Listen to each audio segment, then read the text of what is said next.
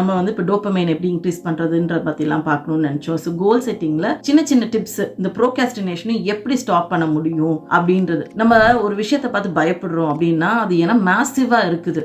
அதை இப்போ ஒரு யானை பக்கத்தில் வந்து நின்னா கண்டிப்பாக பயப்பட மாட்டோமா? நம்ம எவ்வளோ பெருசாக இருக்குது, சிங்கம் இவ்வளோ பெருசாக இருக்குது, அது நம்ம மேலே வந்து விழுந்தால் என்ன ஆகும் அப்படின்ற ஒரு பயம்லாம் இருக்கும். ஸோ அந்த மாதிரி தான் ஒரு பெரிய அசைன்மெண்ட்டுன்னு நினைக்கிறப்போ அதை சின்ன சின்னதாக எப்படி பிரிக்கிறது, ஒரு 10 டாப்பிக்காக அதுக்குள்ளே பிரிக்கலாமா, இல்லை 15 டாப்பிக்காக பிரிக்கலாமா, இந்த பெரிய சங்க் நம்ம வந்து ஒரு பண்ணணும்னு நினைக்கிற ஒரு வேலையை சின்ன சின்னதாக எப்படி பிரேக் பண்ணுறது அப்படின்றத பார்த்தோம்னாலே நம்ம வந்து அதை பிரிக்கிறப்போ சின்ன சின்னதாக ஆக்குறப்போ நம்ம யூ ஃபீல் பெட்டர்.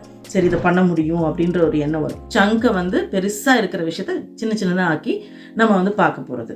ஸோ இதை ஒரு விஷயத்தையும் பண்ணுறப்போ நமக்கு கண்டிப்பாக யூ ஃபீல் பெட்டர். ஒரு ஓகே, பெரிய ஒரு 400 பக்கம் நாவலை படிக்கணுன்றப்போ it will be very difficult. அதில் நான் ஒரு நாளைக்கு 10 பக்கம் மட்டும் படிக்கிறேன் அப்படின்னா ஓகே, ஒரு டைம் லிமிட் செட் பண்ணிக்கலாம். ஒரு நாளைக்கு 10 பக்கம்ன்றது நம்ம அடுத்த நாள் ஒரு 11 பக்கமாக கூட படிக்கலாம். ஏன்னா இன்ட்ரெஸ்டிங்காக இருந்தால் கண்டிப்பாக நம்ம நிறைய பண்ணுவோம். இது நெட்ஃப்ளிக்ஸ் சீரிஸ் பார்க்குறப்பெல்லாம் நமக்கு அதை பண்ணுறோமா இல்லையா, ஒரே நாளில் உட்காந்து ஒரு ஹோல் சீரீஸையும் பார்ப்போம். 8 எபிசோடாக இருந்தாலும் கண்டிப்பாக பார்த்து முடிக்கிறோம்ல, ஏன்னா நமக்கு பிடிச்சிருக்குது.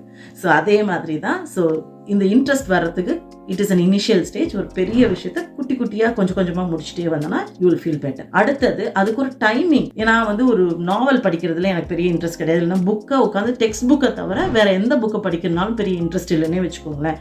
அப்போ நான் என்ன பண்ணலாம், ஓகே இன்னைக்கு வந்து ஒரு 15 நிமிஷம், இல்லை உங்கள் குழந்தைய புக்கு படிக்கிற ஹேபிட் கொண்டு வரணும்னு நினச்சிங்கன்னா கண்டிப்பாக உட்காந்து 1/2 மணி நேரம் ஒரு புக்கை படி அப்படின்னு சொன்னால் கண்டிப்பாக படிக்கிறது ரொம்ப சிரமமாக இருக்கும். ஸோ என்னன்னா ஒரு 10 நிமிஷம் இல்லை 15 நிமிஷம் அப்படி மட்டும் வச்சுக்கோங்க. சின்ன சின்ன ஸ்டோரிஸ் இருக்கிறத கொடுங்க.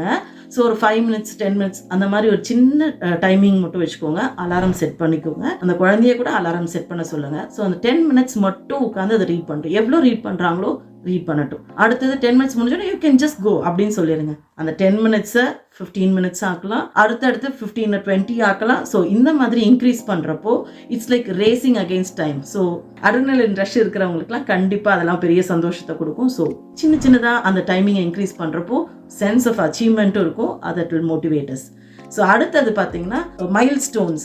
அதாவது என்னென்னா, இப்போ நான் சொன்ன அந்த வெயிட் லாஸ் பற்றி சொல்லிட்டு இருந்தப்போ நான் வந்து 70 கிலோ இருக்கிறேன்னா 65 கிலோவுக்கு வரணும். அப்போ இத்தனை மாதத்தில் பண்ண போகிறேன்னு சொல்கிறப்போ எவ்ரி மந்த் இல்லைனா 2 மாதத்துக்கு ஒரு தடவை ஓகே ஐ ஹவ் ரெடியூஸ்ட், ஒரு 2 கிலோ குறைச்சிட்டேன் இல்லை ஒரு 3 கிலோ குறைச்சிட்டேன்னா that's a big mile stone.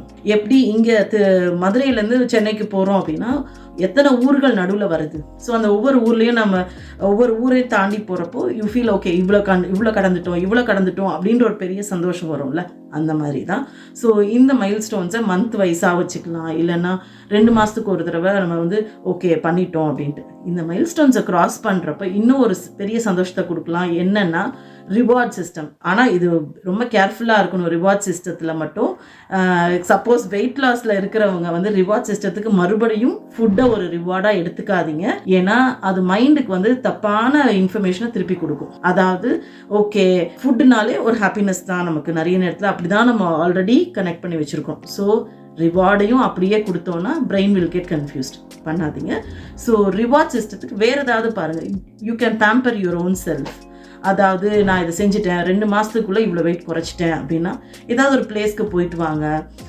இல்லைனா ஒரு மசாஜ் சென்டர் போயிட்டு வாங்க. இல்லை ஒரு ஹேர் கட் பண்ணணும்னு நினச்சிட்டே இருந்தீங்க, தட் கேன் பிகம் ஒரு பெரிய ஒரு சந்தோஷத்தை கொடுக்கலாம். It can be anything. So அது மாதிரி ரிவார்ட் சிஸ்டத்தை வச்சுக்கோங்க. So when you reach a milestone என்ன ரிவார்ட்ஸ் வச்சுக்கிறீங்கன்னு பாருங்கள். So that will also help you. So இதெல்லாம் வந்து கண்டிப்பாக will help you to achieve your goal. ப்ரோகாஸ்டினேஷனை தடுக்கவும் செய்யும் அண்ட் நீங்களும் கோல்ஸை ஈஸியாக அச்சீவ் பண்ண முடியும். ஸோ என்னென்ன பார்த்தோன்னு தெரியும் உங்களுக்கு. மைல் ஸ்டோன்ஸ் மாதிரி வச்சுக்கோங்க, அதுக்கு சின்ன சின்ன ரிவார்ட்ஸ் வச்சுக்கோங்க. குழந்தைங்களுக்குலாம் ரிவார்ட் சிஸ்டம் ரொம்பவே ஹெல்ப்ஃபுல்லாக இருக்கும். ஸோ இவ்வளோ பேஜஸ் படித்து முடிச்சிட்டிங்க அப்படின்னா ஏதாவது இன்னொரு சின்ன டாய் வாங்கி கொடுக்கலாம். இட் கேன் எல்லாமே ஒரு ஃபிசிக்கல் திங்காக கூட இருக்கணும்னு இல்லை. Take them to a park இல்லைனா ஒரு சர்க்கஸ், இந்த மாதிரி ஏதாவது ஒரு விஷயத்துக்கு கூட கூட்டிகிட்டு போகலாம். Give them an experience. அது கூட ஒரு பெரிய ரிவார்ட் சிஸ்டமாக இருக்கலாம். அது ரொம்ப நாள் மெமரியிலையும் இருக்கும். ஸோ அந்த மாதிரி கூட செய்யலாம். So this will help you to increase your dopamine increase பண்ணாலே கண்டிப்பாக நம்மளோட மோட்டிவேஷன் லெவல் இன்க்ரீஸ் ஆகும். ஸோ கோல்ஸையும் அச்சீவ் பண்ண முடியும். So see you in the next video. Bye.